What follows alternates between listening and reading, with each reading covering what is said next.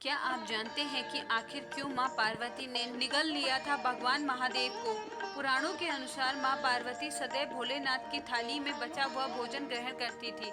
लेकिन एक दिन भगवान भोलेनाथ मां की परीक्षा लेने हेतु मां के साथ एक छल करते हैं और थाली में रखा हुआ भोजन के साथ ही भोजनालय में रखा हुआ भोजन भी सब खत्म कर देते हैं और अपने कैलाश पर्वत पर ध्यान मुद्रा में चले जाते हैं। प्रभु को भोजन कराने के पश्चात जब माता पार्वती स्वयं भोजन ग्रहण करने के लिए आसन पर विराजमान होती हैं, तब वे देखती है कि भगवान भोलेनाथ ने थाली में उनके लिए कुछ भी नहीं छोड़ा है। तब माँ पार्वती भूख से व्याकुल हो जाती है और भगवान भोलेनाथ के पास कैलाश पर्वत पर पहुँच जाती है। भूख से व्याकुल देवी पार्वती भगवान शिव से कुछ भोजन की मांग करती है। उनकी बात को सुनकर महादेव पार्वती जी को कुछ समय इंतजार करने को कहते हैं।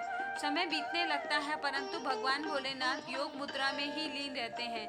देवी पार्वती के बार बार आग्रह करने पर भी उनकी बात को भी वह अनसुना कर देते हैं। अपनी अवहेलना से माँ पार्वती रौद्र रूप में आ जाती हैं और अपने विशालकाय रूप से सबको अपने अंदर खींचने लगती है।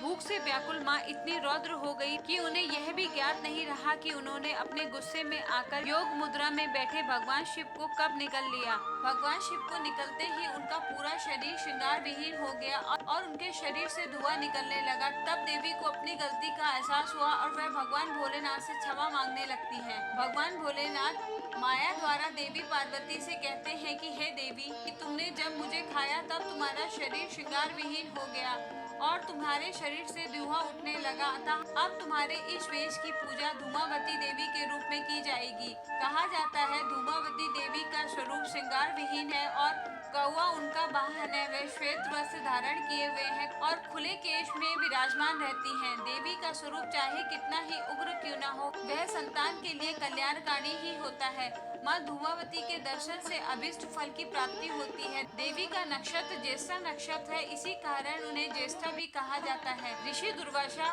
भृगु, परशुराम आदि की मूल शक्ति धूमावती ही है। षष्ठी कलह की देवी होने के कारण इन्हें कलह प्रिय भी कहा जाता है। अगर आपको मेरा यह वीडियो पसंद आया हो तो कृपया मेरे चैनल को सब्सक्राइब करें।